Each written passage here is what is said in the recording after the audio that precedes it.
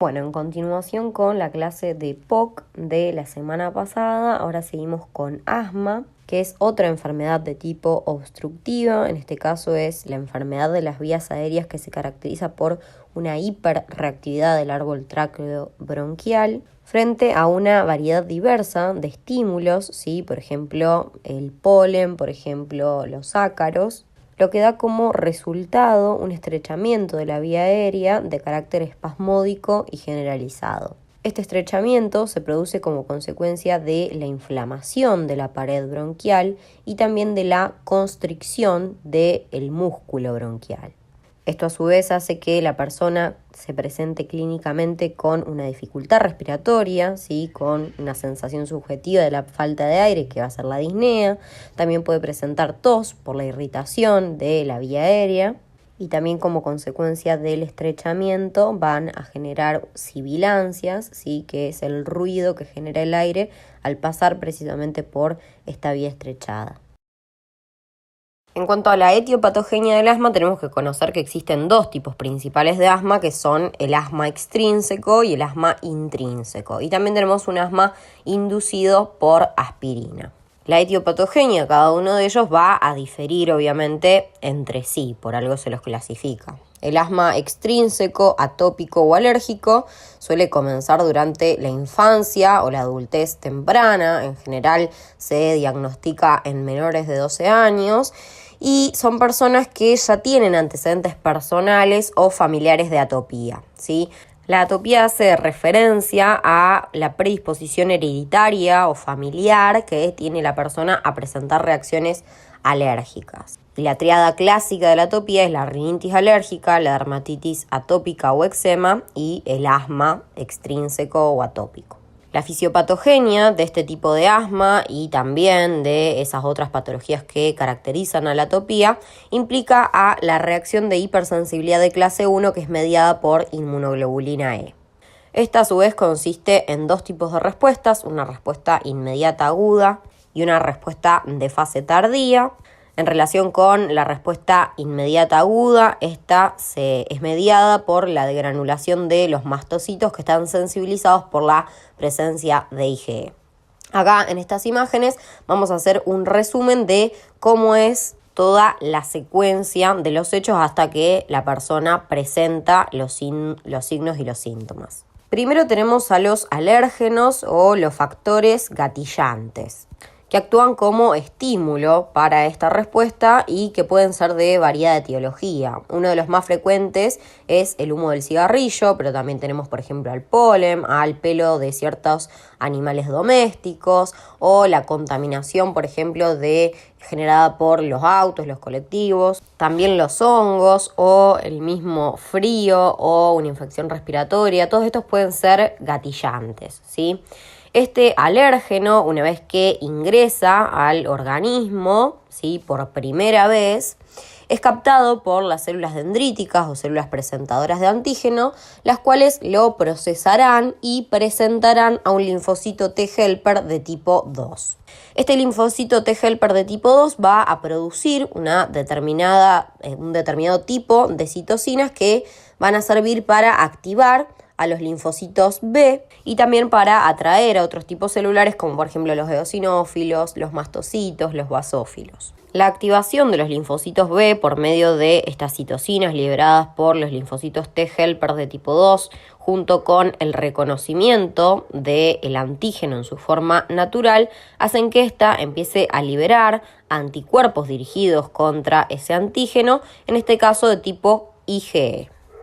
Estos anticuerpos de tipo IgE se van a depositar en la membrana del mastocito y una vez que vuelva a tomar contacto con ese alérgeno en una situación posterior, ese alérgeno se va a unir a la inmunoglobulina de tipo E que está sobre el mastocito y eso va a hacer que éste libere el contenido de sus gránulos, por ejemplo, con leucotrienos, histamina, prostaglandinas y algunas citocinas. Por otro lado también, como les dije, se activan otros tipos celulares como los eosinófilos, los cuales también van a liberar todo este tipo de mediadores de la inflamación. Estos mediadores, leucotrienos, histamina, prostaglandinas, citocinas, van a tener sus efectos sobre los bronquios, ¿sí? Van a generar inflamación de la pared bronquial, que implica edema a nivel de la submucosa y una hipersecreción mucosa que va a formar en muchos casos tapones mucosos. Y también va a generar broncoconstricción, es decir, va a generar la contracción del músculo liso de la pared bronquial. Ambas cosas son las responsables de la aparición de la sintomatología del asma. Y en estas otras dos imágenes lo que tenemos es la aparición del eczema, la dermatitis atópica y la rinitis alérgica, que en muchos casos están íntimamente ligadas al asma extrínseco. Por otro lado, la respuesta de fase tardía es mediada por la migración de leucocitos desde la sangre hacia la mucosa. Entre ellos los predominantes van a ser, además de neutrófilos y eosinófilos que ya aparecían en la respuesta inmediata, van a aparecer también los basófilos. Esta respuesta es la responsable de las manifestaciones prolongadas del asma y los basófilos van a liberar mediadores similares a los que liberaron los mastocitos y los eosinófilos, acentuando así la broncoconstricción y la inflamación. Además, los neutrófilos y la proteína básica mayor de los eosinófilos pueden contribuir a la lesión de la pared bronquial de carácter inflamatorio. En estos pacientes se suele identificar esta hipersensibilidad a varios antígenos alérgenos, como por ejemplo el polvo hogareño, el polen, los hongos, por medio de pruebas cutáneas como el prick test, y también van a encontrar en suero niveles elevados de inmunoglobulina E. El asma intrínseco, idiosincrásico o no atópico suele comenzar, por el contrario, durante la adultez y se presenta en personas que no tienen antecedentes respiratorios previos ni antecedentes de atopía.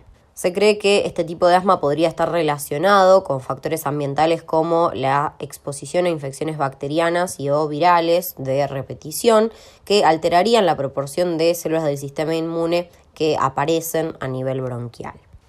Y por último, otro tipo de asma es el asma inducido por aspirina, que se relaciona con una sensibilidad aumentada a los efectos de la aspirina y también son pacientes que suelen tener pólipos nasales. La inhibición de la producción de prostaglandinas por parte de la aspirina, al inhibir a la ciclooxigenasa, genera un predominio de la acción de los leucotrienos, que son los responsables precisamente de la broncoconstricción. ¿Qué repercusiones podemos encontrar a la morfología? Macroscópicamente los pulmones pueden estar distendidos debido a hiperinsuflación. En realidad es porque todo el aire que se inspira no puede ser expirado de igual forma porque se produce esa broncoconstricción. Y también podemos encontrar a nivel bronquial la presencia de tapones mucosos en la luz de bronquios y bronquíolos. Microscópicamente la pared bronquial va a estar engrosada y esto se va a deber al engrosamiento de la membrana basal, a la presencia de edema submucoso, el cual también tiene un infiltrado formado por eosinófilos, linfocitos y células plasmáticas principalmente. También a este nivel tenemos hipertrofia de las glándulas mucosas, que justamente son las responsables de ese aumento de la secreción de moco, con la formación de los tapones mucosos, y también vamos a encontrar hipertrofia del músculo liso bronquial. A nivel del esputo o bien de estos tapones mucosos vamos a encontrar a los espirales de Kurtzman y a los cristales de Charcot-Leyden. Los espirales de Kurtzman están formados por epitelio respiratorio que se enrolla en forma de haces espiralados, mientras que los cristales de Charcot-Leyden están representados por eosinófilos degenerados. También podemos encontrar eosinófilos conservados a este nivel. Clínicamente, los signos y síntomas más frecuentes del asma son la tos seca, la presencia de sibilancias, que son justamente ese sonido que se produce por el aire pasando por una vía estrechada, la disnea, que es esa sensación subjetiva a la falta de aire, que puede acompañarse también de signos de dificultad respiratoria como el tiraje, el uso de músculos accesorios, y otro también que puede ser frecuente es la presencia de opresión torácica, una forma de dolor torácico. En general, la mayoría de los pacientes transcurren periodos asintomáticos hasta que ocurre una crisis o una exacerbación en la cual se presentan estos síntomas que pueden presentarse de forma singular, individual o bien todos juntos. Otros pacientes tienen alguno de estos síntomas de forma crónica y se agravan en el contexto de una crisis aguda. Para el diagnóstico vamos a utilizar la clínica y fundamentalmente la espirometría, que es una prueba funcional respiratoria. En general, esta prueba es normal cuando el paciente se encuentra fuera de una crisis sintomática aguda, es decir, que solo va a dar valores patológicos cuando el paciente se presente sintomático. En este caso, vamos a encontrar un BEF-1, una capacidad vital forzada y una relación BEF-1, capacidad vital forzada reducidas, ¿sí? La relación BEF-1 sobre capacidad vital forzada tiene que ser menor al 80%. Por otro lado, en los pacientes que se encuentran sintomáticos, después de hacerles esta prueba basal, le podemos dar un broncodilatador de acción corta como el salbutamol y en ese caso, si volvemos a realizar la prueba funcional, vamos a ver cómo se revierten esos valores, es decir, que esos valores vuelven a su valor normal, ¿sí? Y eso nos demuestra una de las características fundamentales del asma, que es su reversibilidad. Para demostrar esa reversibilidad, el aumento de la BEF-1 sobre el valor inicial debe ser de al menos un 12%. Por otro lado, si el paciente se encuentra fuera de un periodo sintomático y nosotros queremos diagnosticar el asma, podemos probar su hiperreactividad. Podemos dar una prueba de provocación. Esta prueba de provocación se va a realizar con metacolina, que es una sustancia similar a la acetilcolina que por ende se une a sus receptores y va a inducir la contracción del músculo lisobronquial. En sujetos sin asma, esta broncoconstricción inducida es mínima y por ende no genera grandes repercusiones en los resultados de la espirometría. En cambio, si es un paciente asmático que tiene una hiperreactividad, se va a producir una reducción del BEF-1 mayor al 20% del valor inicial. Otras pruebas que podemos utilizar en el diagnóstico son un hemograma en el cual podemos evidenciar algún grado de eosinofilia, podemos dosar la inmunoglobulina E y también realizar un prick test siempre que sospechemos de un asma atópico. Por otro lado, la clasificación según severidad del asma va a tener 4 grupos, ¿sí? Con asma intermitente, levemente persistente, moderadamente persistente y severamente persistente. El asma intermitente es aquel en el cual la persona se mantiene asintomática y de forma intermitente presenta los síntomas que son leves. La frecuencia de los síntomas diurnos para este grupo es menor a 3 veces por semana, la frecuencia de síntomas nocturnos es menor a 3 veces por mes, el BEF-1 entre las exacerbaciones es mayor al 80%, es decir, que es normal, no existe limitación de la vida cotidiana y el tratamiento se va a realizar con SABA a demanda, es decir, con agonistas beta-adrenérgicos de corta acción en los momentos en los cuales presente síntomas, ¿sí? En los momentos de las crisis. En el grupo de levemente persistentes son aquellos que presentan 3 o más veces por semana síntomas diurnos, 3 a 4 veces al mes síntomas nocturnos, que tienen una BEF-1 mayor al 80% entre las exacerbaciones, que no tienen ningún grado de limitación a su vida cotidiana, pero que para el tratamiento, debido a que tienen síntomas con mayor frecuencia, se les puede agregar un corticoide inhalado en bajas dosis durante todos los días. En el grupo moderadamente persistente ya tienen síntomas diurnos todos los días, es decir, 7 días a la semana, y síntomas nocturnos al menos una vez a la semana. El BEF-1 entre las exacerbaciones es del 60 al 80%, ya tienen algún grado de limitación en la vida cotidiana y para el tratamiento se va a agregar un LABA. En general, el LABA, ¿sí? Que es el agonista beta-adrenérgico de acción larga, se utiliza junto con el corticoide inhalado todos los días, en general en un mismo PAF, que combina ambas drogas. Y se puede o no utilizar el SABA en las crisis, o si no, también se puede utilizar el mismo LABA, porque al venirlo usando desde antes puede hacer efecto más rápido. Y en el último grupo, en el severamente persistente, va a haber síntomas varias veces al día, todos los días, y también va a haber síntomas todas las noches. El BEF-1 entre las exacerbaciones va a ser menor al 60% y hay un extremo grado de limitación en la vida cotidiana. El tratamiento va a ser con saba en las crisis o no, o puede usarse directamente el LABA, y lo que cambia es que el corticoide inhalado se le va a subir la dosis. Ya cuando no responde a este escalón de tratamiento, se suelen utilizar otras drogas, incluso a veces se llega a utilizar el corticoide por vía sistémica, oral, durante algunos días. De todas formas, esto es algo que ustedes no tienen que saber ahora, pero bueno, como ya les digo, siempre yo se los voy adelantando como para que ustedes se vayan familiarizando, pero no se rompan la cabeza intentando aprenderse estos cuadros. Por otro lado, entonces, como les dije, están las exacerbaciones o crisis asmáticas. Son periodos en los cuales los síntomas del asma se vuelven más intensos, ¿sí? Y que requieren un tratamiento agudo. Y estas crisis asmáticas, ¿sí? Dependiendo de diversos parámetros, pueden clasificarse en crisis leves, moderadas, severas o paro respiratorio inminente, es decir, muy severas. Para evaluar la crisis y determinar a qué grupo pertenece, vamos a utilizar datos clínicos, como por ejemplo la frecuencia respiratoria del paciente, si usa o no músculos accesorios, el grado de disnea que tiene, que en general se puede evaluar mediante escuchar al paciente hablar. Muchos tienen palabras entrecortadas, otros ni siquiera pueden hablar por la falta de aire. También se realiza una medición del pico flujo expiratorio, que eso se puede realizar con una espirometría, pero en realidad en general en el contexto agudo se realiza por medio de un aparatito que es el pico flujo. Y también en general se va a evaluar la saturación de oxígeno. Bueno, aquellos que tengan síntomas muy severos se les puede hacer una gasometría arterial y ver directamente la presión de oxígeno a nivel de las arterias, de forma más invasiva, digamos. Los pacientes leves, con una crisis leve, se les va a dar salbutamol, que es, como les decía anteriormente, un SABA, y en general se les da una pastilla de meprednisona, es decir, de un corticoide por vía oral.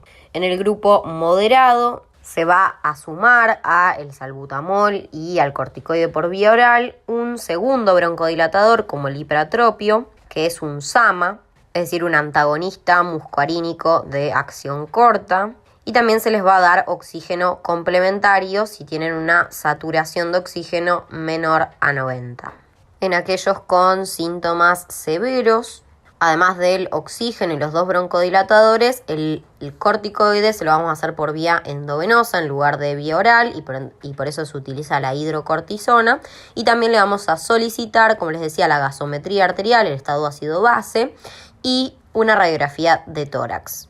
En este grupo también se puede considerar agregar sulfato de magnesio, que es un antagonista del calcio, que va a inhibir a la contracción del músculo liso bronquial y por ende también va a favorecer a la broncodilatación.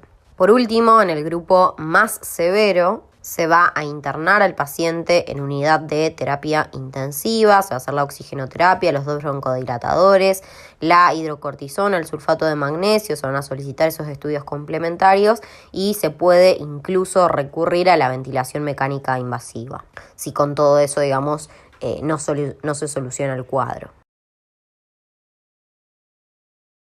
Entre 1 y 3 horas después se va a realizar una reevaluación clínica de los pacientes que presentaban una clínica leve, moderada o severa, es decir, que se va a evaluar la respuesta al tratamiento que se instauró. Si existe una buena evolución, se va a dar el alta y si existe una mala evolución, se internará al paciente, reviendo siempre el grupo al cual pertenecen según sus signos y sus síntomas y reencasillando el tratamiento. Y la última patología que entra dentro de las enfermedades obstructivas son las bronquiectasias. La bronquiectasia hace referencia a una dilatación anormal e irreversible de los bronquios y de los bronquíolos, los que sean mayores a 2 milímetros de diámetro, secundaria a su vez a la debilidad inflamatoria de las paredes bronquiales. La etiología de las bronquiectasias difiere dependiendo de si se trata de una bronquiectasia difusa, es decir, que afecta a los bronquios de ambos pulmones y de forma difusa, como dice la palabra, o bien si se trata de bronquiectasias focales. Las bronquiectasias difusas se presentan en pacientes que tienen defectos genéticos, inmunológicos o anatómicos que afectan a las vías aéreas. Las bronquiectasias focales se presentan en pacientes con bronconeumonías necrosantes sin tratar. Ustedes el otro día me preguntaban complicaciones de la neumonía. Yo les dije complicaciones de la neumonía lobar. Una complicación de la bronconeumonía podría ser, como les digo, la bronquiectasia, ¿sí? En general, estas neumonías, como les había dicho anteriormente, son causadas por Staphylococcus aureus, que es un patógeno muy piógeno y muy destructor. Y por otro lado, también pueden ser causadas por la obstrucción de la vía aérea, que puede estar dada ya sea por cuerpos extraños, por tumores, por modificaciones postquirúrgicas, entre otras cosas. ¿Cómo es el mecanismo por el cual se producen estas bronquiectasias? Las bronquiectasias difusas ocurren cuando la limpieza deficiente de las vías respiratorias y la alteración de las defensas del huésped predisponen a la infección recurrente y por ende a la inflamación que conlleva. Esta limpieza deficiente de las vías respiratorias puede ser debido a la producción de moco espeso, viscoso, que es lo que caracteriza a la fibrosis quística, o una falta de motilidad ciliar, que es lo que ocurre en la disinesia ciliar primaria, o también a daños de los cilios y o de las vías respiratorias secundarias a infección. Y la alteración de la defensa del huésped puede estar dada por una inmunodeficiencia congénita o adquirida, como por ejemplo el VIH, o bien una neoplasia maligna hematológica, un tratamiento inmunosupresor, entre otras causas. Entonces, esa limpieza deficiente más la alteración de la defensa del huésped predispone a la infección y la infección predispone a la inflamación. Esta inflamación, por medio de la liberación de enzimas y mediadores por las células del sistema inmune, va a generar destrucción de las células ciliadas, de la elastina, el cartílago y el músculo liso de la pared. La destrucción de las células ciliadas predispone a su vez a la formación de tapones mucosos, ya que el moco no puede ser barrido por los cilios, entonces empieza a acumularse y a su vez esa formación de tapones mucosos predispone a la proliferación de microorganismos y la generación de nuevas infecciones, generándose un ciclo vicioso. Por otro lado, la destrucción de la pared y particularmente de la elastina hace que la vía pierda su elasticidad, pierda la capacidad de retornar a su tamaño original después de una distensión por el paso de aire y consecuentemente se dilate de forma progresiva. De esta forma tenemos finalmente una vía que está dilatada pero que está obstruida por tapones mucosos y es por esto que se considera una enfermedad de tipo obstructiva. Con la progresión de la enfermedad, la inflamación también va a extenderse más allá de las vías respiratorias y va a terminar afectando tanto al parénquima pulmonar como a la pleura circundante. En estas imágenes se ve representado el ejemplo en el caso de que exista una disinesia ciliar primaria, con lo cual tenemos una alteración de la motilidad de los cilios. Como consecuencia de ello se va a empezar a acumular el moco que puede presentar microorganismos. Esos microorganismos van a proliferar generando infección. Esa infección va a generar inflamación, un aumento también de la secreción mucosa. Y ese infiltrado de células inflamatorias va a empezar a liberar citocinas proinflamatorias y enzimas que van a destruir a la elastina, van a destruir a las células ciliadas y por ende vamos a tener una menor capacidad del barrido de ese moco, lo que va a generar ese círculo vicioso que yo les decía de infección y destrucción. Y esa destrucción a su vez de la elastina que va a hacer que la pared pierda su elasticidad y consecuentemente se dilate como vemos en las imágenes de abajo. Y también vemos como ese tapón mucoso obstruye el paso de aire. Por otro lado, la bronquiectasia focal en general ocurre cuando una gran vía respiratoria se obstruye. La incapacidad consecuente para eliminar las secreciones va a conducir a ese ciclo vicioso de infección, que en general va a estar causada por Haemophilus influenzae, Pseudomonas aeruginosa, Moraxella catarrhalis, Staphylococcus aureus, inflamación, destrucción de la pared de la vía respiratoria, dilatación de la misma y infección nuevamente y volvemos al ciclo anterior.